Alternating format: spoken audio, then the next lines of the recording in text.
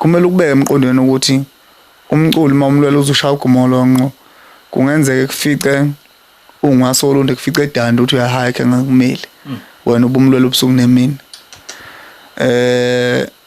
lapha kune platform la kuthiwa iTikTok yes ephe wonke umuntu emhlabeni ukuthi akakhanda icontent yakhe akaphefumule ngayo ukuthi cabangani lokho kwenza ukuthi abalandeli begcine umuntu eseyikhohle ukuthi ngumlandeli egcina seyibona ukuthi nami ngifanele ukuvela kuma poster le platform inhle iveza ucabanga ngomuntu nomqondo womuntu nokukhanipha womuntu iyasikhulisa izosibulala futhi abanye bayisebenzisa ukuthi beshele akhonto abayiraise abanambono but iyasikhulisa but iyasibulala Facebook iyona izona into engibona ukuthi zi powerful kakhulu